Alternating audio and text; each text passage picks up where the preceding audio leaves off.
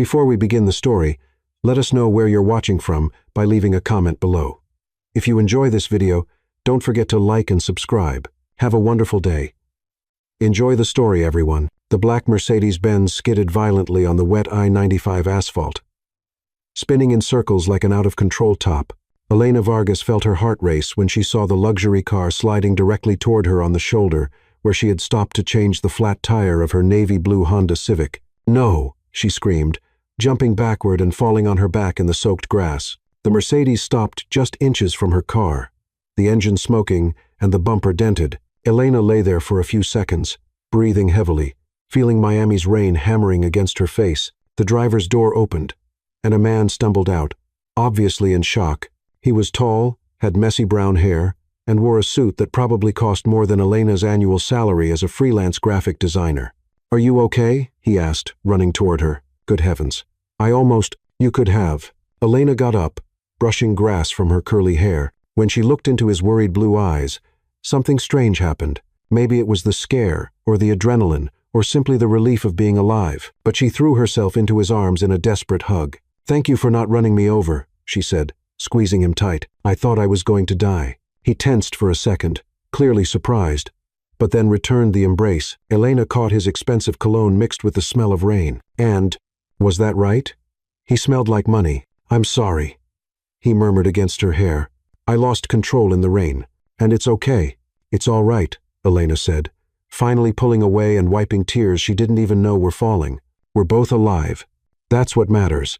That's when she really looked at him. Defined jawline, eyes that seemed straight out of a perfume commercial, and an expression of genuine relief. He was, "Wow, I'm Alexander," he said, extending his hand. "Alexander Kensington." "Elena Vargas," she replied, shaking his hand. "And you, Alexander Kensington, just gave me the biggest scare of my life." He laughed, a rich, warm sound that did something strange to Elena's stomach. "Let me make it up to you. I can call a tow truck for your car and give you a ride wherever you need to go." Elena looked at her Honda with the flat tire and then at the dented Mercedes. "I think we both need a tow truck." "True." Alexander laughed again, running his hand through his wet hair. How about we grab some coffee while we wait? There's a Starbucks at the next exit." Elena hesitated. She didn't usually accept invitations from strangers, even if they were handsome strangers who almost ran her over. But something about him seemed safe, sincere. "Only because you almost turned me into a pancake," she said, smiling. 20 minutes later, they were sitting at a corner table in Starbucks, both still slightly wet, and laughing about the absurd situation. "So, what do you do when you're not almost running over innocent people?" Elena asked, stirring her latte. "I work in business," Alexander said vaguely. "And you?" "I'm a graphic designer, freelancer. Basically, I make pretty logos for people who pay in peanuts." Alexander smiled. "Are peanuts a valid form of payment?" "Unfortunately, my landlord disagrees." They talked for 2 hours. Alexander was funny, intelligent, and surprisingly modest for someone who drove a Mercedes. Elena discovered he liked old movies, hated sushi, and had a scar on his chin from falling off his bike when he was 8. "Can I see you again?" he asked when the tow truck finally arrived. Elena felt butterflies in her stomach. "Yes, I'd like that." They exchanged numbers, and Alexander insisted on paying for her tire repair. "It's the least I can do after almost killing you," he said with a crooked smile. On the way home, Elena couldn't stop smiling. Maybe the accident wasn't so bad after all. Maybe it was fate. If she had known what she would discover the next morning, she would have run in the opposite direction. Because Elena Vargas had just hugged and fallen for the man her parents had chosen to be her husband in an arranged marriage, the man she was supposed to hate, the man who represented everything she fought against. And when the truth finally came out, that loving embrace would be replaced by something very, very different. Elena woke up to 17 missed calls from her mother and a text that made her blood run cold. "Emergency family meeting now, mija." Still smiling from her coffee date with Alexander the night before, Elena threw on jeans and a sweater and drove to her parents' house in Coral Gables. The Vargas family mansion, while her father's successful restaurant chain afforded them certain luxuries, buzzed with activity. Relatives she hadn't seen in months filled the living room. "Elena, mija, sit down," her mother, Isabella, said in rapid Spanish, gesturing frantically toward the ornate sofa. "What's going on? Did someone die?" Elena asked, scanning the serious faces around her. Her father, Carlos, cleared his throat. Elena, you know we've always wanted what's best for you. Oh no, Elena muttered. This is about marriage, isn't it? The Kensington family has been friends with our family for generations, her mother continued, ignoring Elena's horrified expression. Their son, Alexander, is a successful businessman, very handsome, very wealthy. Wait, what? Elena's heart stopped. Alexander Kensington? Yes, you know him. Isabella's face lit up. Perfect. This makes everything so much easier. Elena felt the room spinning. The coffee cup she'd been holding crashed to the marble floor. You've got to be kidding me. The engagement party is this Saturday. Her father announced proudly. The wedding is planned for next month. The Kensingtons are very excited to welcome you into their family. Next month? Elena shot up from the couch. You arranged a marriage without telling me. And to someone She stopped herself. She couldn't tell them about yesterday. Not now. Mija, calm down, her mother said. This is a good thing. The Kensingtons are one of the wealthiest families in Miami. Alexander owns half the real estate in South Beach. I don't care if he owns the entire city, Elena shouted. You can't just sell me off like cattle. Her grandmother, Abuela Maria, spoke up from her wheelchair. In my day, arranged marriages were perfectly normal. Look at your grandfather and me. 52 years of happiness. This isn't 1,950, Abuela. The doorbell rang, cutting through the family chaos. Isabella rushed to answer it, and Elena's stomach dropped when she heard familiar voices in the foyer. The Kensingtons are here for lunch. Her mother called out cheerfully, Elena, come meet your fiancé. Elena stood frozen as footsteps approached the living room. When Alexander walked in behind an elegant older couple, his face went through the same emotional journey hers did. Confusion, recognition, and pure horror. Elena, he said weakly. Alexander. She whispered back. The room fell silent as everyone looked between them. Oh, wonderful. You two know each other already. Mrs. Kensington, a woman who looked like she belonged in a country club magazine, clapped her hands together. This is even better than we hoped. Alexander's father, a distinguished man with silver hair, stepped forward. Alexander, meet your bride-to-be, Elena Vargas. Elena watched Alexander's face transform from confusion to understanding to anger. His jaw tightened, and something cold flickered in those blue eyes that had been so warm yesterday. We need to talk, he said through gritted teeth. Privately. Of course, Isabella beamed. Use the garden. Get to know each other better. Elena followed Alexander outside, her heart pounding. The moment they were alone by the fountain, he turned on her. You knew, he said accusingly. Yesterday. You knew who I was. What? No, Elena protested. I had no idea. They just told me this morning. Right, Alexander scoffed. What a convenient coincidence. The flat tire, the accident, the whole damsel in distress act. Act? Elena's voice rose dangerously. You think I staged a near-death experience to meet you? My family's been trying to set me up with you for months. Suddenly, you appear in my path, literally throwing yourself at me. I did not throw yourself at you. You almost killed me. And then the crying, the vulnerable act, making me feel like some kind of hero. That's when Elena lost it. The slap echoed across the garden like a gunshot, leaving a perfect red handprint on Alexander's cheek. How dare you? She seethed. You arrogant, pompous, self-absorbed piece of work. You think every woman on the planet is scheming to trap you? Alexander held his cheek, his eyes wide with shock. Did you just slap me? I should have done worse. You think I want this marriage? You think I want to be tied to someone who believes every interaction is some calculated plot against his precious ego? Wait, you don't want this either? Elena laughed bitterly. Want it? I'd rather eat glass. I don't care if you're the richest man in Florida. You're also the most conceited jerk I've ever met. Alexander stared at her, the anger slowly draining from his face. You really didn't know? Of course I didn't know. You think I go around hugging random men in parking lots as part of some elaborate marriage scheme? They stood there for a moment, both breathing hard, both looking anywhere but at each other. This is insane, Alexander finally said, running his hand through his hair. They can't just arrange our lives like this. Welcome to the Vargas family, Elena said dryly, where your personal choices are optional suggestions. The Kensingtons aren't much better, Alexander admitted. My father's been pushing this business alliance angle for months. Elena looked at him, really looked at him.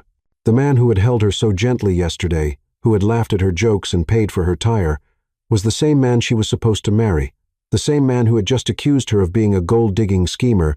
"So, what do we do now?"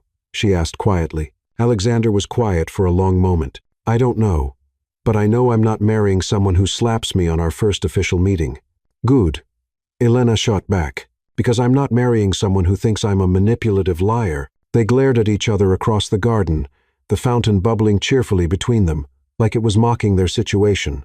From inside the house, they could hear their families laughing and making wedding plans, completely oblivious to the disaster unfolding outside. Elena realized with sinking dread that yesterday's perfect accident had just become today's perfect nightmare, and somehow she had to figure out how to survive the next month without either killing Alexander Kensington or falling for him all over again. Absolutely not. "Come on, Elena. It's just 1 week." "I said no, Alexander. Find another fake fiancé."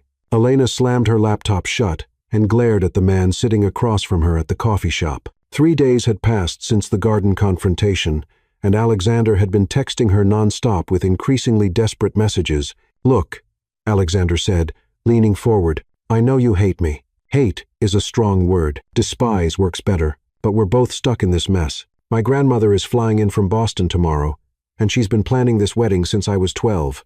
If she finds out I'm trying to back out, she'll literally disinherit me." Elena stirred her iced coffee aggressively. "And I should care about your inheritance because your family will disown you, too. If you don't go through with this," Alexander said, quietly. "I saw how they looked at you when we came back inside. They think this marriage is your ticket to a better life." Elena's stirring slowed. He wasn't wrong. Her parents had been dropping hints about settling down and security for months. The restaurant business was struggling, and the Kensington connection could save them. "What exactly are you proposing?" she asked reluctantly. Alexander's eyes lit up. 1 week. We pretend to be the perfect engaged couple for my grandmother's visit. She goes back to Boston happy. Our families are satisfied. And then we can figure out how to break this off gradually. And what do I get out of this charade?" Alexander pulled out his phone and showed her a bank transfer screen. 1 million. Consider it payment for services rendered. Elena's eyes widened. "You want to pay me to pretend to love you?" "I want to pay you to help me survive my grandmother's visit without losing my trust fund." Alexander corrected. "Trust me, you'll earn every penny. Grandmother Kensington makes the Spanish Inquisition look like a tea party." Elena stared at the number on his phone. $50,000 would pay off her student loans, cover her rent for a year, and maybe even let her start her own design studio. 1 week, she said finally, 7 days of fake engagement. And then we're done. Deal. Alexander extended his hand. "Partners in crime." Elena shook it reluctantly. "Partners in surviving our insane families." The next evening, Elena stood in front of her closet. Having a full-scale panic attack, Alexander had texted her the dress code for dinner with his grandmother. Elegant, but not flashy. Conservative, but not boring. Expensive, but not obvious. "Thanks for the crystal-clear guidance," she muttered, pulling out her only designer dress, a black number she'd bought for her college graduation. Her phone buzzed. A text from Alexander. "Picking you up in 20. Try to look like you're madly in love with me. Try to look less like a pompous jerk," she texted back. When Alexander arrived, Elena had to admit he cleaned up well. The navy suit, crisp white shirt, and subtle cologne made him look like he'd stepped out of a magazine. Too bad his personality didn't match. "You look," he paused, taking in her appearance. "Nice. Wow. Such poetry. I'm swooning already. We need to work on our chemistry," Alexander said as he opened the car door for her. "My grandmother has radar for fake relationships." "Then maybe you should have hired a professional actress instead of blackmailing your reluctant fiancé." "I'm not blackmailing you. I'm paying you very well to pretend to tolerate me." The Kensington family estate in Key Biscayne was everything Elena expected. Massive, intimidating, and probably worth more than her entire neighborhood. Alexander's grandmother, Victoria Kensington, was a petite woman in her 70s with sharp eyes and an even sharper tongue. "So, you're the girl who's finally tamed my grandson," Victoria said, looking Elena up and down like she was inspecting a piece of art. "I wouldn't say tamed," Elena replied sweetly, "more like domesticated." Alexander coughed into his wineglass. Victoria's eyes twinkled with amusement. "I like her already," Victoria announced. "She's got spirit. Much better than that vapid Brooke girl you brought home last Christmas." "Grandmother," Alexander warned. "What?" "She had the personality of a decorative pillow. This one has fire." Victoria turned to Elena. "Tell me, dear, What do you see in my grandson besides his trust fund? Elena felt Alexander tense beside her. This was it. The moment of truth. Well, Elena said, slipping her hand into Alexander's and squeezing it tightly. He's surprisingly funny when he's not trying to impress anyone. And he has this way of making me feel safe. Even in the most chaotic situations, she felt Alexander's hand squeeze back, and when she looked at him, something flickered in his eyes that wasn't entirely fake. And he makes excellent coffee, Elena added with a smile. Coffee? Victoria raised an eyebrow. We met at a Starbucks, Alexander said quickly. Very romantic Starbucks? Victoria repeated flatly. My grandson, heir to the Kensington fortune, proposed at a Starbucks. Actually, Elena said, thinking fast, he didn't propose there. That's just where we had our first real conversation. The proposal was much more unique. Victoria leaned forward. Do tell. Elena's mind raced. She could feel Alexander's panicked energy beside her. It was raining, she began, surprised by how easily the lie came. I was stranded with a flat tire, feeling completely helpless, and then Alexander appeared like some kind of knight in shining armor. He helped me, took care of everything, and in that moment, I knew that I wanted to spend the rest of my life with someone who would show up for me when everything fell apart. The room was quiet. Victoria's eyes were suspiciously bright, and even Alexander's parents looked moved. And the proposal? Victoria pressed. Elena looked at Alexander, who was staring at her with an unreadable expression. He told me he loved me in the middle of a rainstorm, she said softly. No ring, no fancy speech, just truth. Victoria dabbed at her eyes with her napkin. Well, that's the most romantic thing I've heard in decades. The rest of dinner passed in a blur of family stories and wedding planning. Elena found herself laughing at Alexander's childhood mishaps and sharing stories about her own family. By the time dessert arrived, she almost forgot they were pretending. You two are perfect together, Victoria declared as they prepared to leave. I can see why you fell for each other. In the car afterward, they sat in comfortable silence for a few minutes. That was, Alexander started, exhausting. Elena finished. Your grandmother is terrifying. She loves you. She loves the idea of me. There's a difference. Alexander pulled into Elena's driveway and turned to face her. Elena, what you said in there about wanting someone who shows up when everything falls apart, it was just acting. Alexander, don't read into it. But even as she said it, Elena wasn't entirely sure it was true. Because for a few hours tonight, pretending to be in love with Alexander Kensington hadn't felt like pretending at all, and that scared her more than any arranged marriage ever could. Elena's phone buzzed at 6:47 a.m. with a text that made her groan into her pillow. Emergency. Need you here as soon as possible. Grandmother wants to go wedding dress shopping. In R. This better be worth $50,000, she muttered, dragging herself to the shower. An hour later, she stood in the marble foyer of the Kensington estate, wearing jeans and a Miami Heat t-shirt, facing Victoria Kensington, who was dressed like she was attending a royal wedding. Dear, you can't possibly go dress shopping in that, Victoria said, eyeing Elena's casual outfit with barely concealed horror. I don't actually need a wedding dress, Elena said carefully. Since Alexander and I are taking things slow. Nonsense. A woman needs to see herself in white to truly envision her future. Victoria turned to Alexander, who had appeared in the doorway, looking like he'd also been dragged from bed. Alexander, take your fiancée upstairs and let her borrow something appropriate from your sister's closet. Grandmother, Olivia moved out 3 years ago. Her room is exactly as she left it. Go. Alexander led Elena up a grand staircase lined with family portraits. I'm sorry about this, he said quietly. She cornered me at breakfast with a list of bridal boutiques. It's fine, Elena lied. How hard can trying on a few dresses be? Alexander stopped at a door and gave her a look. You clearly don't know my grandmother. Olivia Kensington's room was like a museum exhibit titled Rich Girl Circa 2019. Designer clothes still hung in the walk-in closet, and Elena found herself staring at price tags that made her monthly rent seem like pocket change. This is insane, she muttered, pulling out a sundress that cost more than her car. Tell me about it, Alexander said from the doorway. Olivia always had expensive taste. Elena turned around, and something strange happened. Alexander was leaning against the doorframe, morning sunlight streaming through the windows behind him, his hair still messy from sleep. For a moment, he didn't look like the arrogant businessman who had accused her of scheming. He looked like just a guy. A very attractive guy, who was helping her navigate his complicated family. What? He asked, catching her staring. Nothing, Elena said quickly. turning back to the closet. Your sister has a lot of clothes. She's a marine biologist in Australia now. Drives my parents crazy. Smart girl, Elena said, pulling out a simple blue dress, getting as far away from all this as possible. Sometimes I think about it, Alexander admitted. Just disappearing. Starting over somewhere nobody knows my last name. Elena looked at him in surprise. Really? But you have everything here? The business, the money, the status. I have everything my father wants me to have, Alexander corrected. There's a difference. Something in his voice made Elena pause. She'd been so focused on seeing him as the enemy that she'd never considered he might be just as trapped as she was. What would you do, she asked, if you could start over? Alexander was quiet for so long that Elena thought he wouldn't answer. Then he said, I used to want to be a teacher. Elementary school. I love kids, and I thought it would be nice to do something that actually mattered. Elena felt something shift in her chest. What stopped you? Reality. Kensington men don't become teachers. We become businessmen who donate to schools and feel good about ourselves. That's horrible. That's life.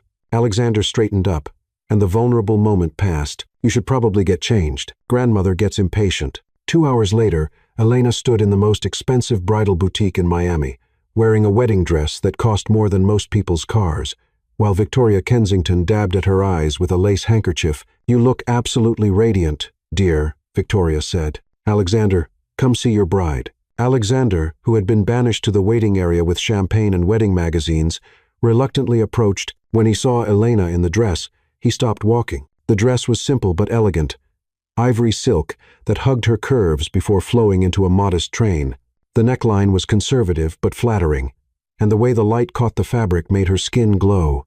Well, Victoria demanded, what do you think of your fiancée? Alexander's throat moved as he swallowed. He cleared his throat. She's beautiful. The way he said it, looking directly into Elena's eyes, made her heart skip. For a moment, the pretense fell away, and she saw something raw and honest in his expression. This is the one, Victoria declared. We'll take it. Wait, Elena said, panic creeping into her voice. We can't just buy a wedding dress. This is all pretend, remember? But Victoria was already talking to the sales associate about alterations and delivery dates.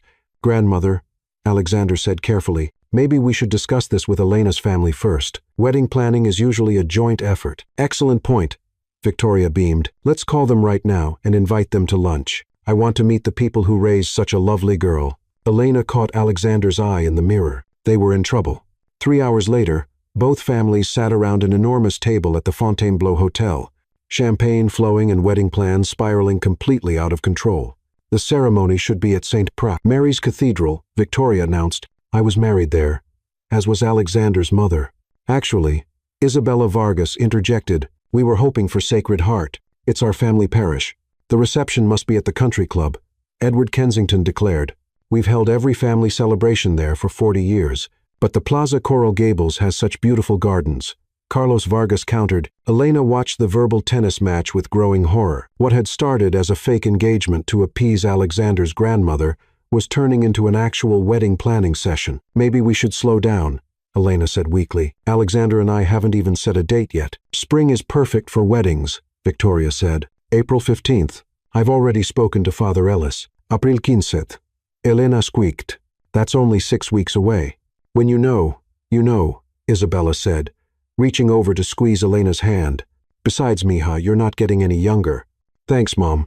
Really feeling the support here. Under the table, Alexander's hand found hers and squeezed. When she looked at him, he was wearing the same overwhelmed expression she felt. Perhaps, Alexander said diplomatically, Elena and I should have some input on our own wedding. Of course, dear, Victoria said dismissively. You can choose your own flowers. Flowers? Elena repeated flatly. I'm thinking roses, Isabella said. Pink roses. So romantic. White roses are more classic, Victoria countered. What about what Elena wants? Alexander asked, and everyone at the table turned to look at her. Elena realized with a sinking feeling that she was supposed to have an opinion about flowers for a wedding that wasn't real to a man she was supposed to hate. The fact that she was actually considering pink peonies was deeply disturbing. I need some air, she said, standing abruptly. She made it to the hotel's oceanfront terrace before the panic attack hit. Her chest felt tight, her breathing was shallow, and she couldn't shake the image of herself in that wedding dress, looking at Alexander like he was actually her future. Hey, Alexander's voice was soft behind her. You okay? This is insane, Elena said, gripping the railing. They're planning an actual wedding with flowers and venues, and that dress costs more than my yearly salary. I know. It's gotten way out of hand. Your grandmother already put a deposit down, didn't she? Alexander's silence was answer enough. Great. Just great. Elena turned to face him. So now what? Do we actually go through with this farce? We could, Alexander said quietly. Get married, keep everyone happy, then quietly divorce in a year or two. You'd get the settlement money. I'd keep my trust fund. Our families would be satisfied. Are you seriously suggesting we get married for real? People have married for worse reasons. Elena stared at him. Like what? Like love? Alexander said with a bitter smile. At least we're going into this with realistic expectations. This is crazy. You're crazy. I must be crazy for even listening to this. Alexander stepped closer. Elena, I know this isn't what either of us wanted, but maybe we could make it work. We get along when we're not trying to hate each other. We have chemistry. We do not have chemistry. Really? Alexander moved closer still, close enough that Elena could smell his cologne and see the flecks of gold in his blue eyes. Because every time I touch you, every time we pretend to be in love, it doesn't feel like pretending. Elena's breath caught. He was right, and they both knew it. The spark between them was real, even if the circumstances were fake. Alexander, I know you feel it too, he said softly. The way you looked at me in that dress, that wasn't acting. He was so close now that Elena had to tilt her head back to meet his eyes. Her heart was pounding so hard she was sure he could hear it. This is insane, she whispered. Completely insane, he agreed, his hand coming up to cup her cheek. We barely know each other. I know you hate sushi and love old movies. I know you scrunch your nose when you're thinking. I know you have a scar on your palm from falling off your bike when you were 7. How do you know that? I pay attention. They were so close now that Elena could feel his breath on her lips. The rational part of her brain was screaming warnings, but the rest of her was melting under his touch. Elena, he whispered, and she knew he was going to kiss her. There you are. Victoria's voice cut through the moment like a knife. The photographer is here for engagement photos. Elena and Alexander sprang apart, both breathing hard. Victoria stood in the doorway, beaming at them. How lovely. You two look absolutely glowing. Come along. The photographer wants to catch the golden hour light. As Victoria bustled them back inside, Elena caught Alexander's eye. What had almost happened between them hung in the air, unspoken, but impossible to ignore. Maybe Alexander was right. Maybe this arrangement could work. Or maybe they were both about to make the biggest mistake of their lives. Either way, Elena realized with a mix of terror and excitement, she was about to find out, because as she stood there in her borrowed dress, surrounded by their eager families and a photographer snapping away, one thought kept running through her mind. She was no longer pretending to be Alexander's fiancée. Somewhere between the fake smiles and scripted romance, it had become real, and that terrified her more than any arranged marriage ever could. The engagement photo shoot was supposed to be simple. 1 hour, a few romantic poses, and they'd have the evidence their families needed to believe in their love story. What Elena hadn't counted on was how intimate it would feel to pretend to be in love with someone she was actually falling for. Perfect. Now, Alexander, put your arms around Elena's waist, directed Mia Lee, the photographer Victoria had hired. Elena, lean back into him. Trust him to catch you. Trust him. If only it were that simple. Elena felt Alexander's strong arms encircle her waist, his chest solid against her back. They were standing on the beach at sunset, the Miami skyline painting a perfect backdrop behind them. To anyone watching, they looked like the ideal couple, wealthy, beautiful, completely in love. That's beautiful, Mia called out, her camera clicking rapidly. The chemistry between you two is incredible. Most arranged couples I photograph look stiff, but you two, it's like you're actually in love. Elena felt Alexander's grip tighten slightly at the photographer's words. She wondered if he was thinking the same thing she was, that maybe they weren't acting anymore. Let's try something more playful, Mia suggested. Alexander, chase Elena along the water's edge. Elena, run, but let him catch you. Make it look spontaneous. Elena kicked off her heels and ran toward the waves, her flowing sundress billowing behind her. She could hear Alexander's footsteps in the sand gaining on her. When his arms wrapped around her waist and spun her around, her laughter was completely genuine. Gotcha, he whispered in her ear, his breath warm against her neck. That was cheating, she laughed, still breathless from running. You have longer legs. "All's fair in love and engagement photos," Alexander said, but he didn't put her down. Instead, they stood there in the surf, his arms around her, both of them breathing hard and smiling. "Gorgeous," Mia called out. "Hold that pose. The way you're looking at each other is absolutely perfect." Elena realized she was staring into Alexander's eyes, completely lost in the moment. The setting sun cast golden light across his face, and she could see every fleck of color in his blue eyes. This close, she could see the faint scar on his chin from his childhood accident, could count his eyelashes, could feel the rapid beat of his heart against her chest. "Elena," he said softly, and she knew that look. It was the same one from the terrace before Victoria had interrupted them. "We should. The photographer is watching," Elena whispered, but she didn't move away. "I know," Alexander said, but his arms tightened around her. "I can't seem to care." "Okay, let's move to the rocks for some more dramatic shots," Mia called out, apparently oblivious to the tension. The next hour passed in a blur of poses and stolen glances. Elena found herself relaxing into Alexander's touch, laughing at his quiet jokes between shots, even enjoying the way he protectively guided her across the rocky terrain in her bare feet. Last shot, Mia announced as the sun dipped lower, "I want something intimate." "Alexander, sit on that driftwood log." "Elena, sit between his legs, lean back against his chest. This is your private moment. No one else exists." Elena settled between Alexander's legs, feeling surrounded by his warmth. His arms came around her naturally, and she let herself relax against him. The beach was quiet except for the sound of waves and the occasional click of the camera. "Tell me something true," Alexander said quietly, his lips close to her ear. "What do you mean?" "Something real. Not part of our act." Elena was quiet for a moment, watching the waves roll in. "I'm scared," she admitted. "Of what?" "Of how easy this is, how right it feels." She paused. "Of how much I'm going to miss this when it's over." Alexander's arms tightened around her. "What if it doesn't have to be over?" Before Elena could respond, Mia called out, "That's a wrap. You two are absolutely magical together. I can't wait to show you the previews." As they gathered their things and said goodbye to the photographer, Elena felt a strange sense of loss. For the past hour, they'd existed in a bubble where their fake relationship felt completely real. Now, walking back to Alexander's car, reality was creeping back in. "Want to grab dinner?" Alexander asked as they reached his Mercedes. "We should probably discuss things." Elena nodded, not trusting herself to speak. They drove in comfortable silence to a small Italian restaurant in Coconut Grove, far from the places where they might run into their families. "So," Alexander said once they'd ordered wine and pasta, "that was intense." "Eye-opening," Elena finished. "I was going to say eye-opening, but intense works, too." Elena fidgeted with her napkin. "Alexander, what are we doing here?" "I mean, really doing?" "I don't know," he said. "Honestly, 6 days ago, I thought you were a scheming gold digger. 3 days ago, I hired you to fake an engagement. And now I'm sitting here trying to figure out how to convince you to marry me for real." Elena's wineglass stopped halfway to her lips. "What?" "I know how it sounds. I know this whole situation is insane. But Elena, what happened today? That wasn't acting. At least not for me. Alexander, hear me out. We're compatible. We make each other laugh.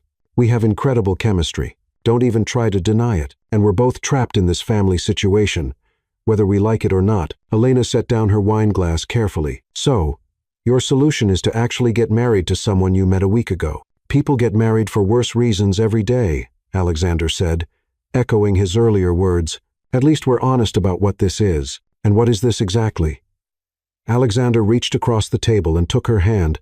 "It's a chance to make something real out of something fake, a chance to save our family's business alliance while possibly finding something good for ourselves." Elena stared down at their joined hands. "You're talking about a marriage of convenience." "I'm talking about a marriage with potential." "Elena, I've dated plenty of women who wanted me for my money or my name. You're the first person who's seen all of that and still managed to genuinely like the man underneath. How do you know I genuinely like you?" "Maybe I'm just a really good actress." Alexander smiled. "Because you slapped me when you thought I was a jerk. Someone faking it would have just smiled and taken it." Despite everything, Elena found herself smiling back. "You did deserve that slap. Completely deserved it. And that's when I knew you were different." Their food arrived, but neither of them seemed very interested in eating. Elena's mind was racing, trying to process what Alexander was suggesting. What would this marriage actually look like? She asked finally. I mean, if we're being practical about it, we'd live together. Obviously, get to know each other properly. See if what we felt today was real, or just adrenaline and good lighting. And if it's not real, then we have a friendly divorce in a year or two. You get a substantial settlement. And we both move on with our lives. No harm done. Elena laughed, but there was no humor in it. No harm done? Alexander, you're talking about playing Russian roulette with our hearts. Maybe. Or maybe I'm talking about the smartest decision either of us could make. Alexander leaned forward, his expression serious. Elena, I've spent my whole life doing what other people expected of me, following the path my father laid out, dating the women my mother approved of, making decisions based on what would make everyone else happy, and you know what? I've never been more miserable. So, you think marrying me will fix that? I think marrying you might be the first real choice I've ever made. And that terrifies me and excites me in equal measure. Elena was quiet for a long moment, twirling pasta around her fork without eating it. Can I ask you something?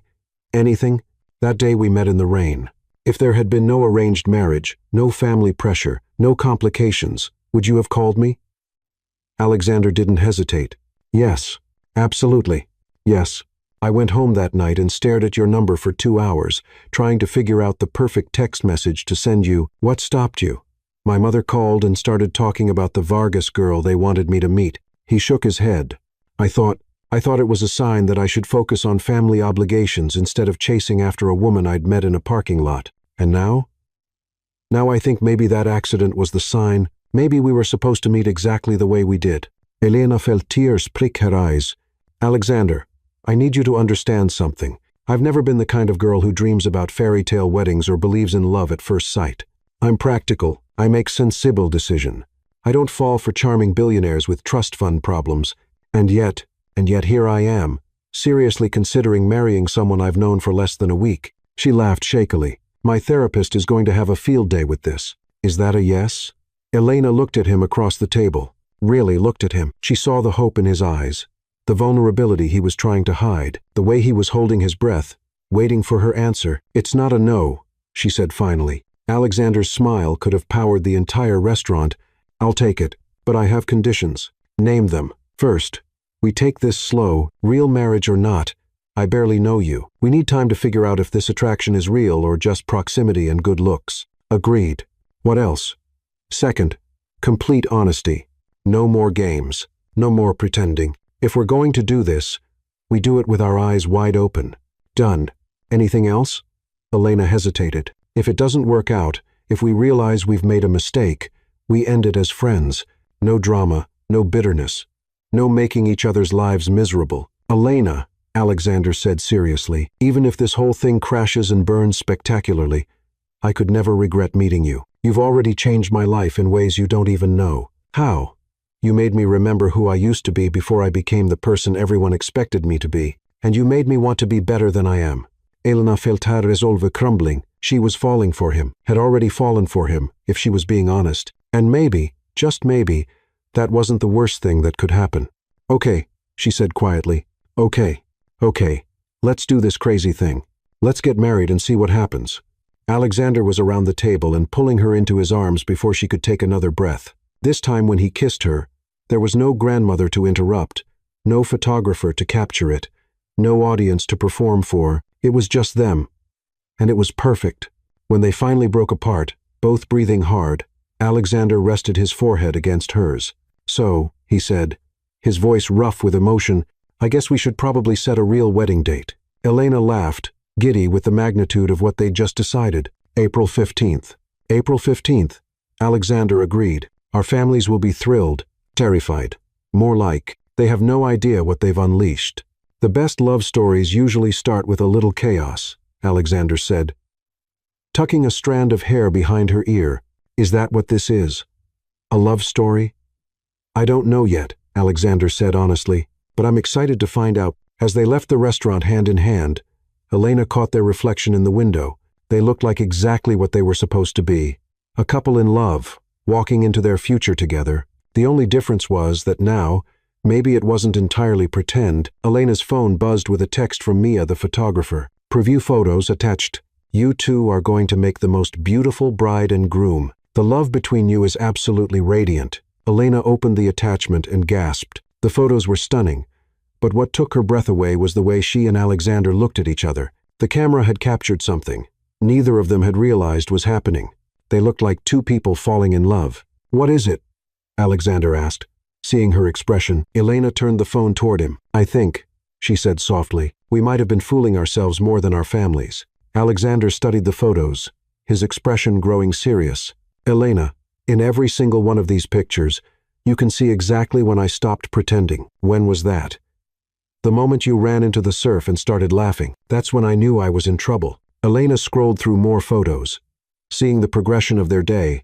By the last few shots, they weren't posing anymore. They were just existing together naturally, like they belonged. "So, what happens now?" she asked. "Now?" Alexander said, stopping to face her under a streetlight. "We stop pretending this is fake and start admitting it's real. All of it. All of it. The engagement, the feelings, the future we're planning together." Elena nodded. "Decision made." "Okay, but Alexander, yeah, if we're doing this for real, then I want a real proposal. Not because our families arranged it, not because it's convenient, but because you actually want to marry me." Alexander's smile was soft and genuine. "Elena Vargas, would you do me the honor of being my wife? Not because our families want us to, not because it solves our problems, but because I can't imagine my life without you in it." Elena felt tears start to fall, but they were happy tears this time. "Yes," she whispered. "Yes, I'll marry you." When Alexander kissed her this time, Elena knew with absolute certainty that whatever happened next, she was exactly where she was supposed to be, even if it had taken a car accident, a slap, and a fake engagement to get there. 6 weeks later, Elena stood in the bridal suite at the Fontainebleau Hotel, staring at herself in the full-length mirror, while her mother, sister, and best friend, Sophia, fussed around her like hummingbirds around a flower. The ivory silk dress fit her perfectly, the alterations having been completed just days before. Her grandmother's pearl necklace caught the light as she turned, and the delicate lace veil cascaded down her back like a waterfall.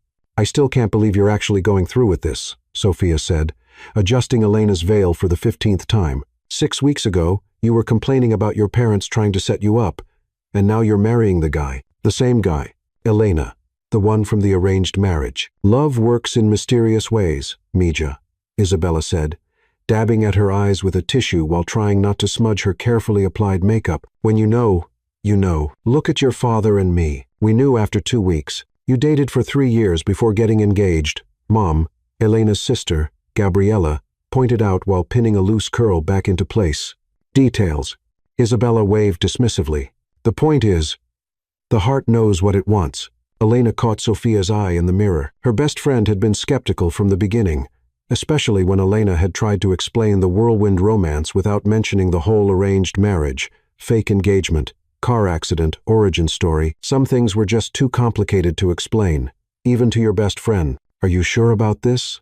Sophia whispered when Isabella and Gabriella stepped out to check on the flowers and coordinate with the wedding planner. "Really? Truly? Sure? Because it's not too late to run. I have my car keys. We could be in the Florida Keys by sunset." Elena turned away from the mirror to face her friend, taking her hands. "Sophia, I know it sounds crazy. I know 6 weeks isn't very long to know someone. I know this goes against everything I've ever said about taking relationships slow and being practical about love. But," she paused, trying to find the right words to explain what she felt without revealing the complicated truth. "Have you ever felt like your whole life was leading up to one moment? Like everything that happened before, all the bad dates, all the heartbreak, all the times I swore I'd never get married, was just preparation for something bigger. That's very romantic and all. But Elena, you've known this man for 6 weeks. 6 weeks. I love him," Elena said simply, the words coming easier each time she said them. "I know it's fast. I know it's impractical.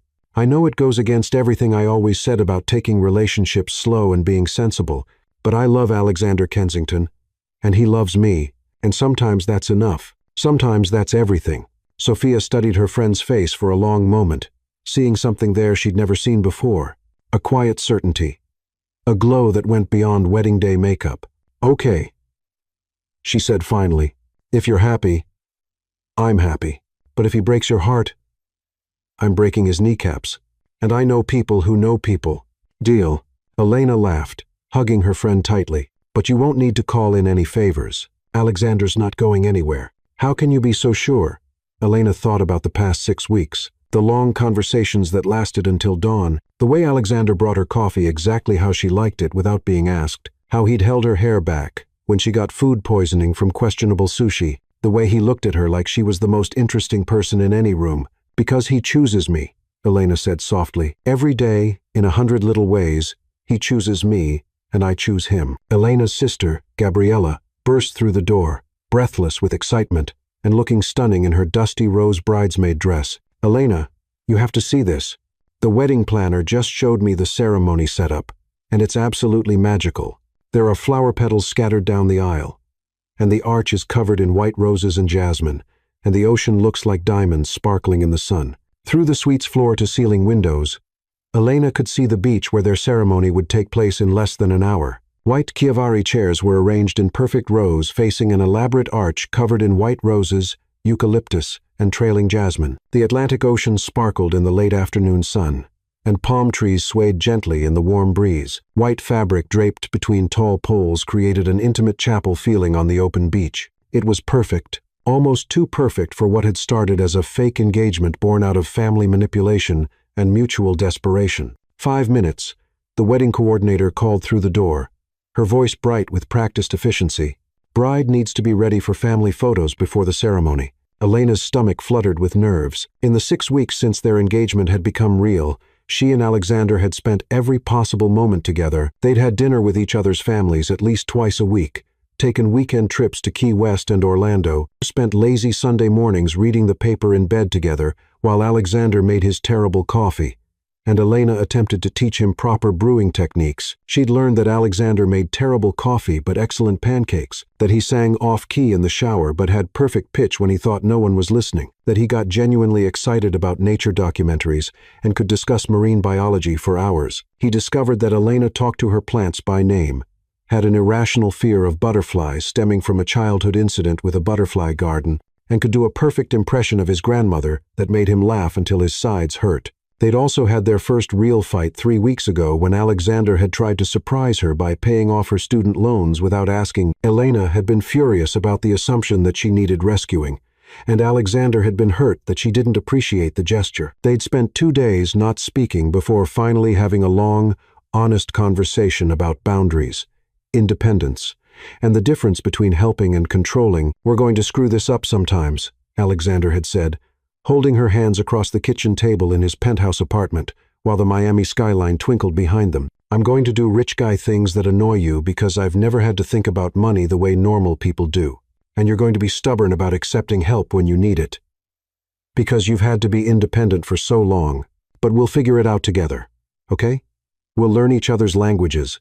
That conversation had somehow made Elena more certain about marrying him, not less, because it proved they could fight and make up, that they could navigate disagreements without destroying what they'd built, that they could be honest about their flaws and still choose each other. "Showtime. Beautiful," Isabella said, handing Elena her bouquet of white peonies, eucalyptus, and baby's breath. The flowers were simple but elegant, tied with ivory silk ribbon that matched her dress. "Your father is waiting to walk you down the aisle, and he's already crying." "He's been crying since breakfast," Gabriella added with a fond smile. "He keeps saying his little girl is all grown up." Elena took a deep breath, trying to calm her racing heart. She followed her family out of the bridal suite, her heels clicking on the marble floors of the hotel.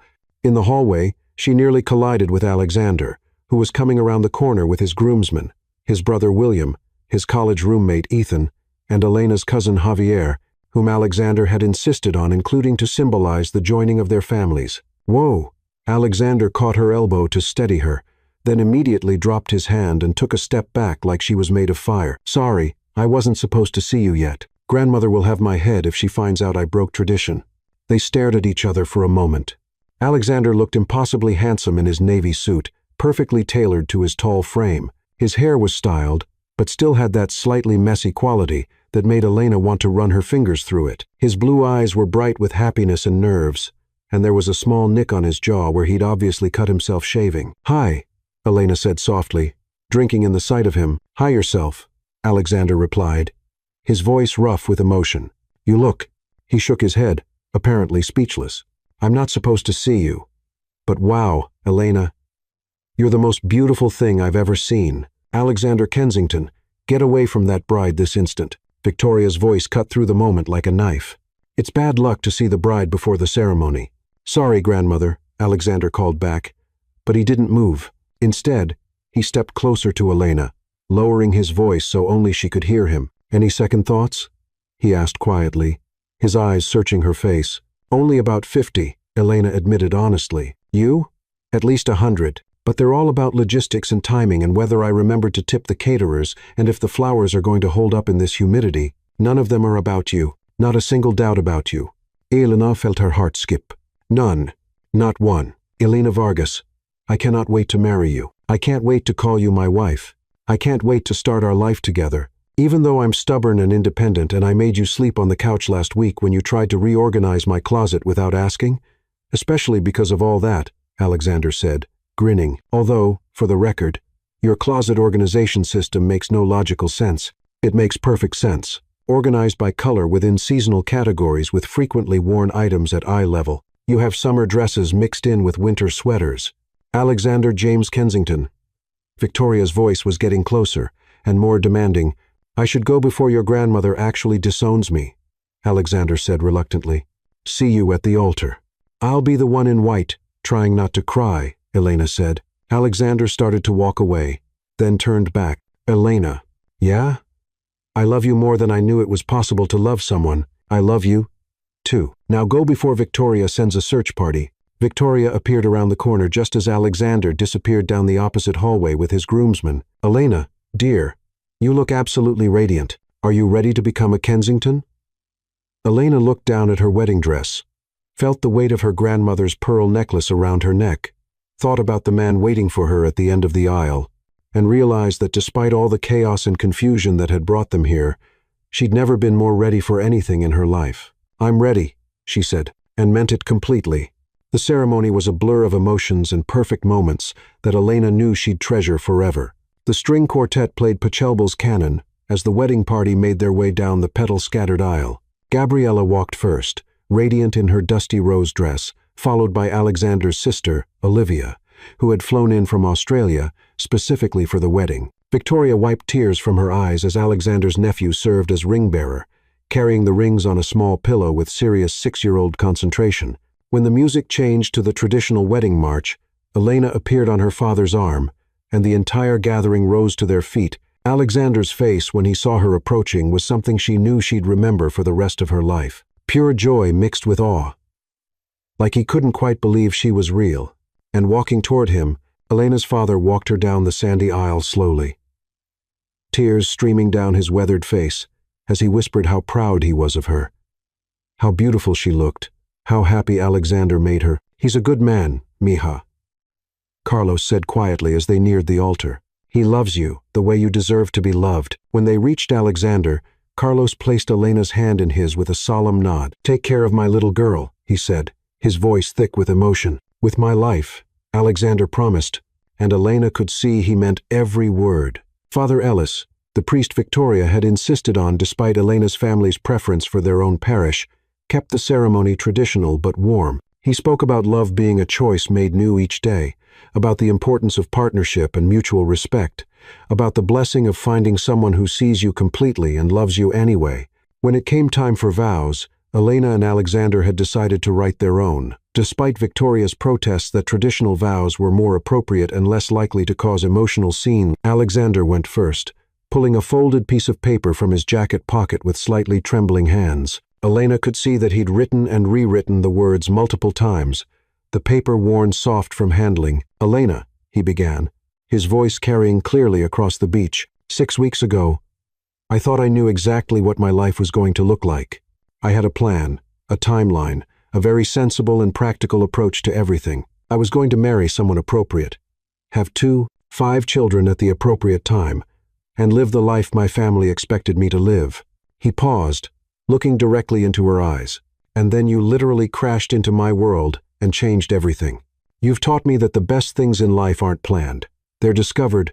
You've shown me that being vulnerable isn't weakness, it's courage. And you've proved that sometimes the most impractical decisions turn out to be the smartest ones you'll ever make. Soft laughter rippled through their guests, and Elena felt tears starting to fall, not caring that her carefully applied makeup was probably running. Elena, you've seen me at my worst, arrogant, presumptuous, accused you of being a gold digger on our second meeting, and somehow you still chose to love me. You've taught me that real love isn't about finding someone perfect, it's about finding someone perfect for you. Alexander's voice grew stronger, more confident. I promise to never try to change you, even when you organize the spice cabinet in ways that defy all logic and reason. I promise to support your dreams, even if they involve butterfly photography, workshops that terrify me to my core. I promise to let you be independent while still being there to catch you when you fall. The paper fluttered in the ocean breeze, and Alexander folded it, his eyes never leaving Elena's face. But most importantly, I promise to love you exactly as you are, while growing alongside you into whoever we're meant to become together. You saved me from a life I didn't even realize I didn't want. Thank you for being brave enough to take this leap with me. Elena was full-on crying now, not caring who saw or what the photographer captured. When Father Ellis nodded to her with a gentle smile, she took a shaky breath and began her own vows, her voice wavering with emotion. Alexander, I used to think that love at first sight was something that only happened in movies and romance novels. I was wrong. She paused to wipe her eyes with the handkerchief Gabriella pressed into her hand. I fell in love with you in a Starbucks parking lot in the rain, and I've been falling deeper every single day since. She looked out at their families, her parents beaming with pride, Victoria dabbing her eyes with a lace handkerchief, Alexander's parents looking genuinely moved, then back at Alexander. You've shown me that it's okay to let someone take care of you sometimes, as long as they respect your independence and your strength. You've taught me that compromise doesn't mean losing yourself.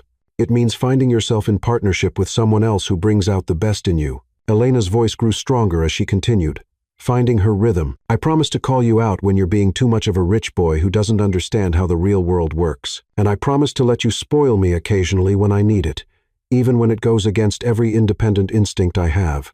More laughter from their guests, and Alexander's face lit up with surprise and joy at her honesty. I promise to support your dreams, even if they involve teaching elementary school kids who will probably give us head lice and finger paint stains on everything we own. I promise to love your family as my own, even when your grandmother rearranges my kitchen when she visits. Victoria actually laughed out loud at that, nodding approvingly. And I promise to love you through whatever comes next, the easy parts and the hard parts, the planned parts and the parts that crash into us when we least expect them, just like you crashed into my life. You've already given me the greatest adventure of my life, Alexander Kensington. And we're just getting started. Father Ellis smiled broadly, clearly moved by their words. I think it's safe to say these two are ready to be married. Alexander, do you take Elena to be your wife, to love and cherish in sickness and in health? For richer or poorer, for better or worse, for as long as you both shall live? I do.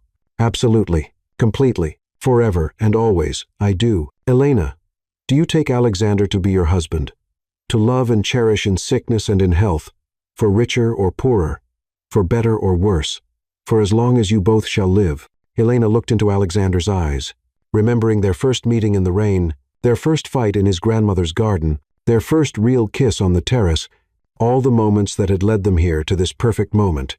I do. With all my heart, I do. May I have the rings? Alexander's nephew stepped forward proudly, and both Alexander and Elena took their wedding bands from the small pillow. Alexander, place this ring on Elena's finger and repeat after me. With this ring, I thee wed. Alexander slipped the platinum band onto Elena's finger, his hand steady despite his obvious emotion. With this ring, I thee wed, and with my heart, I promise to love you forever. Elena, place this ring on Alexander's finger and repeat after me. With this ring, I thee wed. Elena slipped the matching band onto Alexander's finger, marveling at how right it looked there. With this ring, I thee wed, and with my whole heart, I choose you for always. By the power vested in me by the state of Florida and the blessing of the Almighty, I now pronounce you husband and wife. Alexander, you may kiss your bride. Alexander didn't wait for the invitation to be repeated. He cupped Elena's face in his hands and kissed her like it was the first time and the last time and every perfect moment in between. Their guests erupted in cheers and applause, rice and rose petals flying through the air, but Elena barely heard them. All she could focus on was the man she'd just married, and the way he was looking at her like she'd hung the moon and all the stars. "Hello, Mrs. Kensington," Alexander murmured against her lips. "Hello, Mr. Kensington." Elena murmured back, "How does it feel to be married to a woman who slapped you the second time you met?" "Like the luckiest man alive," Alexander said, spinning her around as rose petals fell around them like confetti. The reception was everything Victoria and Isabella had envisioned, and more. Elegant, romantic, and perfectly orchestrated down to the last detail, the ballroom was transformed with thousands of white flowers, crystal chandeliers, and soft candlelight that made everything glow. Elena and Alexander's first dance was to "At Last" by Etta James, and Elena couldn't help but laugh at how perfectly the lyrics fit their unconventional love story. "What's so funny?" Alexander asked as they swayed together, completely lost in each other despite the room full of people watching them. "Just thinking about how we got here," Elena said, her arms wrapped around his neck. "If someone had told me 6 weeks ago that I'd be dancing at my own wedding to a man I met in a car accident, I'd have recommended therapy, and if someone had told me that the woman I almost ran over would become the love of my life, I'd have thought they were certifiably insane." "We are crazy," Elena pointed out, smiling up at him. "The best kind of crazy, the kind that makes life worth living." As the song ended and other couples joined them on the dance floor, Elena found herself watching their families mingling and laughing together. Carlos and Edward were deep in conversation about expanding the restaurant business into some of the Kensington properties, while Isabella and Mrs. Kensington compared notes on wedding planning and were already discussing potential grandchildren. Victoria was holding court at a corner table, regaling anyone who would listen with stories about Alexander's childhood and how she'd always known he'd find someone special. "She's telling the story about when I tried to marry the neighbor's cat when I was 5, isn't she?" Alexander said, following Elena's gaze to his grandmother. "I think she's moved on to the time you proposed to your kindergarten teacher," Elena laughed. "In my defense, Mrs. Thompson was very nice and gave me extra cookies. Should I be jealous of Mrs. Thompson? Only if you're planning to withhold cookies," Alexander said, spinning Elena around the dance floor. The evening continued with heartfelt toasts from family and friends. Alexander's best man, his brother William, told embarrassing stories about Alexander's previous dating disasters and his declarations that he'd never get married young like his parents had. "And here we are," William concluded his speech, raising his champagne glass, "celebrating Alexander's marriage to a woman he's known for 6 weeks. Just goes to show, when you know, you know. And clearly my brother knows. Welcome to the family, Elena. You're stuck with us now." Gabriella's maid of honor speech was equally touching and embarrassing, sharing tales of Elena's string of failed relationships and her repeated declarations that she'd never get married, that she was too independent, too focused on her career, too practical for love. "And here we are," Gabriella concluded, echoing William's words, "celebrating Elena's marriage to a man she met in what she described to me as the most traumatic parking lot experience of my life. Just goes to show, love finds a way, even when it has to nearly run you over to get your attention." The cake cutting was a production worthy of a Hollywood movie, with a 3-tiered confection covered in sugar flowers that looked almost real. Alexander, true to form, managed to smear frosting on Elena's nose, earning him a playful threat of another slap and delighted laughter from their guests. "You're never going to let me live down that slap, are you?" Alexander asked as he carefully cleaned frosting off Elena's face with his napkin. "Never," Elena said cheerfully. "It's going into my wedding speech at every anniversary party we ever have. Remind me to make our anniversary celebrations very private affairs." As the evening progressed, Elena found herself stealing quiet moments with Alexander, between the chaos of greeting guests, cutting cake, and dancing with various family members. Each stolen kiss, each whispered joke, each shared glance across the crowded ballroom reinforced her certainty that they'd made the right choice. "No regrets?" Sophia asked when she found Elena touching up her lipstick in the luxurious ladies' room. "None," Elena said firmly, meeting her friend's eyes in the mirror. "What about you? Still think I'm making a mistake?" "I think you're making the most beautiful mistake I've ever seen," Sophia said, hugging her friend carefully to avoid wrinkling the dress. "And for what it's worth, I think Alexander knows exactly how lucky he is. The way he looks at you, Elena, I've never seen anyone look at another person like that." "Like what?"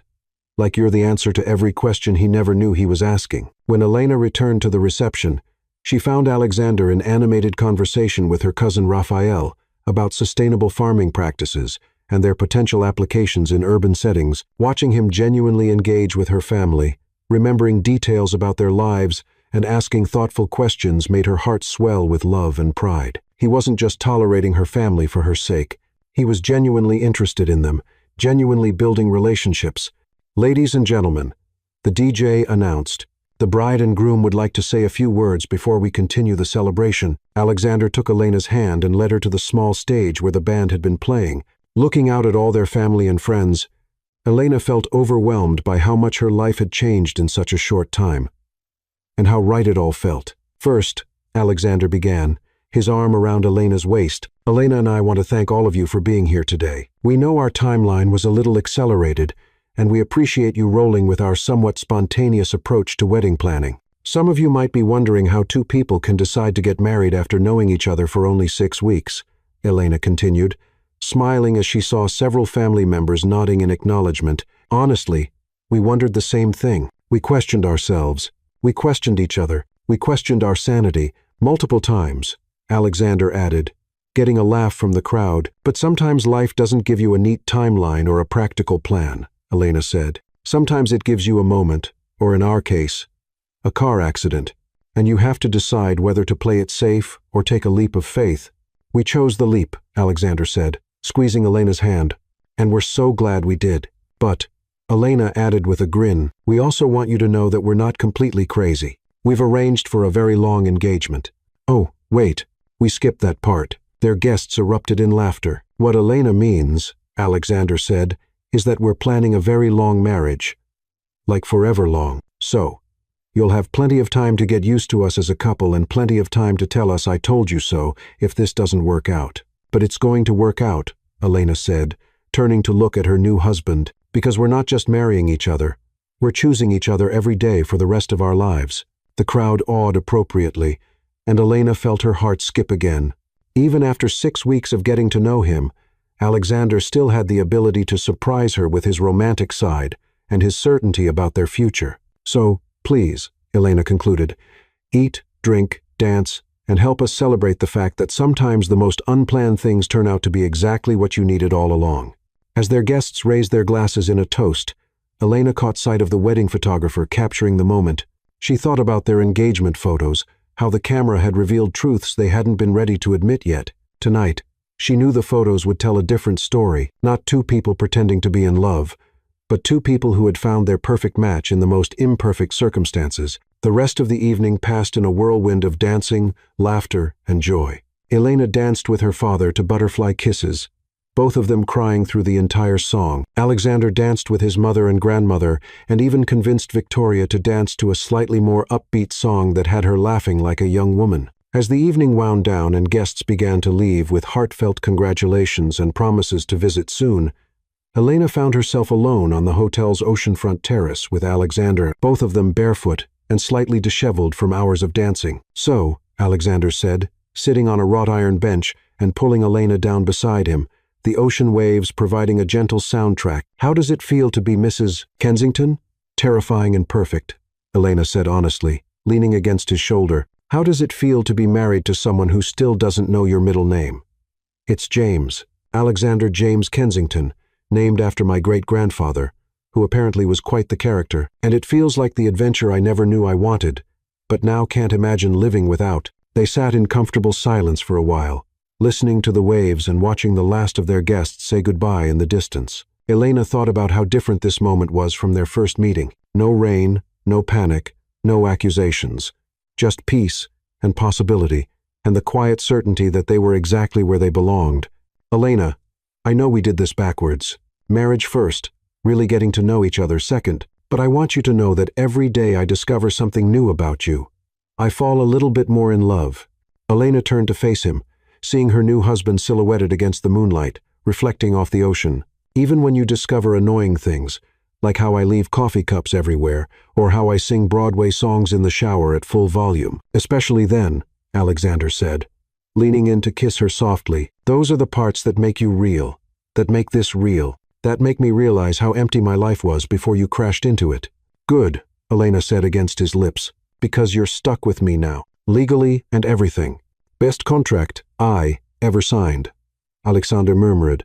As they walked hand in hand back toward the hotel, Elena's phone buzzed with a text from the wedding photographer. Preview shots attached. You two are absolutely magical together. These photos capture such genuine joy and love. I can't wait to show you the full gallery. Elena opened the attachment and gasped. The photos were stunning, but what took her breath away was how different they looked from their engagement pictures. Where those had captured two people falling in love, these showed two people who had already fallen and landed safely in each other's arms. Look, she said, showing Alexander the phone. Alexander studied the photos, his expression growing soft. In the ceremony shots, you could see the exact moment when they both realized this was really happening, that they were really choosing each other forever. The reception photos showed pure joy, two people celebrating not just their wedding, but their future. You know what I see? Alexander asked. What? I see two people who stopped pretending and started believing. Two people who took the biggest risk of their lives and won everything they never knew they wanted. Elena looked at the photos again, at their faces during the ceremony, their first dance, the quiet moments between the chaos of the reception. Alexander was right. Somewhere between the fake engagement and the real wedding, they'd stopped acting and started being themselves completely. So, what happens now? Elena asked as they reached the elevator. Now, Alexander said, pulling her close as the doors closed behind them, we live happily ever after. Just like that. Just like that. Though knowing us, it'll probably involve more chaos than your average fairy tale. Elena laughed, thinking about how perfectly that summed up their relationship. I wouldn't have it any other way. As the elevator carried them up to their honeymoon suite, Elena reflected on the incredible journey that had brought them here. 6 weeks ago, she'd been a struggling graphic designer with commitment issues and a deep dread of her parents' matchmaking attempts. Tonight, she was Mrs. Alexander Kensington, married to a man who made her laugh, challenged her to be better, supported her dreams, and loved her exactly as she was. It had taken a car accident, a slap, a fake engagement, family pressure, and the biggest leap of faith either of them had ever taken. But sometimes the best love stories start with the most unlikely beginnings. And as Alexander carried her across the threshold of their honeymoon suite, because as he said, some traditions were worth keeping, even if they did everything else backwards, Elena knew that their story was just beginning. Epilogue. 1 year later, Elena stood in the kitchen of their new house in Coral Gables, watching Alexander attempt to make pancakes while their 8-month-old golden retriever, Storm, named for their relationship origin story, begged shamelessly for scraps. The morning sun streamed through the windows, illuminating the space they'd designed together, a perfect blend of Elena's bohemian style and Alexander's more classical taste. Alexander, she said patiently, trying not to laugh, you're supposed to flip them when they bubble, not when they're completely black on one side. I'm making them extra crispy, Alexander defended, scraping a particularly charred pancake off the griddle with more force than necessary. That's not crispy, that's carbon. We could probably use it as charcoal for the grill. Fine, you do it, Alexander said, stepping aside with a grin and kissing her cheek. I'll stick to what I'm good at. And what's that? Loving my wife, providing entertainment value, and making excellent coffee now that you've trained me properly. Elena laughed, taking over pancake duty, while Alexander wrapped his arms around her from behind. Through the kitchen window, she could see the garden they'd planted together, a chaotic mix of vegetables, herbs, and flowers that somehow worked perfectly together.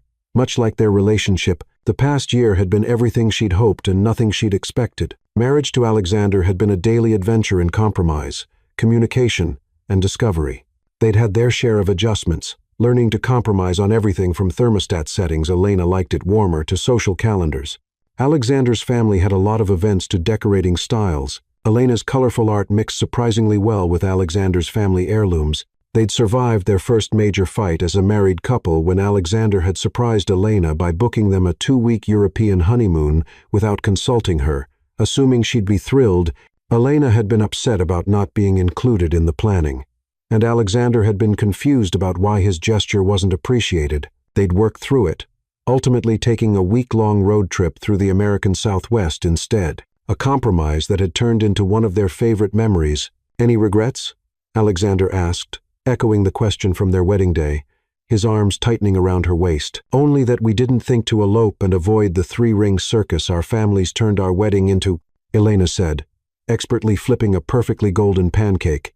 That I didn't crash into your car sooner. Think of all the time we wasted not knowing each other. Elena turned in his arms, studying the face she'd woken up next to for the past year. Marriage had changed Alexander in subtle ways. He was more relaxed, more willing to take risks, more likely to laugh at himself. He'd started volunteering at a local elementary school, testing the waters for his dream of teaching. Elena had launched her own design studio, taking on clients who appreciated her creative vision rather than just needing cheap logos. "I have news," Elena said, suddenly nervous about his reaction. "Good news or bad news? Depends on how you feel about chaos multiplying exponentially." Alexander's eyes widened as understanding dawned. "Elena, are you saying I'm pregnant?" she said softly, watching his face carefully. 8 weeks. I found out yesterday, but I wanted to wait until this morning to tell you. Our anniversary seemed like the perfect time." Alexander's reaction was everything Elena could have hoped for and more. His whoop of joy was so loud that Storm started barking and running in excited circles around the kitchen. He swept Elena off her feet and spun her around, both of them laughing and crying at the same time. "Are you happy?" Elena asked when he finally put her down, her hands resting on his chest. "Happy? Elena, I'm over the moon. We're going to have a baby. Our baby.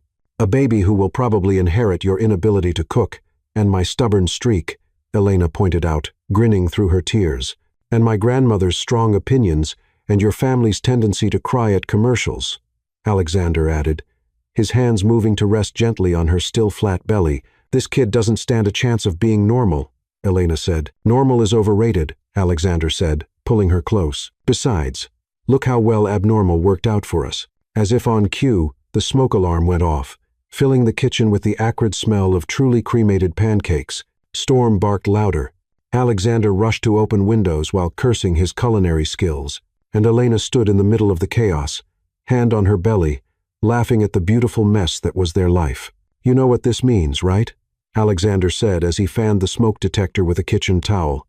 "That we need to invest in a better smoke detector. That we need to start planning the nursery and baby-proofing and figuring out how to explain to our child that Mommy and Daddy met when Daddy almost ran Mommy over with his car." Elena burst into laughter. "We're going to be those parents with the crazy love story, aren't we?" "The craziest," Alexander agreed, finally getting the smoke alarm to stop. "And I can't wait." He pulled her into his arms again, spinning her around the smoky kitchen, while Storm continued his excited barking. "I love you, Mrs. Kensington. I love our K's. I love our story, and I love the family we're building together. Even if our kid inherits my fear of butterflies and your tendency to burn breakfast, especially then," Alexander said, kissing her thoroughly. "Those are the parts that make us uniquely us." As they stood there in their smoky kitchen, holding each other and dreaming about their future, Elena realized that their love story was far from over. It was just beginning a new chapter, one that would probably involve sleepless nights, baby food stains, and strange places, and even more beautiful chaos than they'd already created together. It wasn't the life either of them had planned, but it was perfectly, wonderfully, chaotically theirs. And Elena Vargas Kensington couldn't imagine wanting anything else. The end.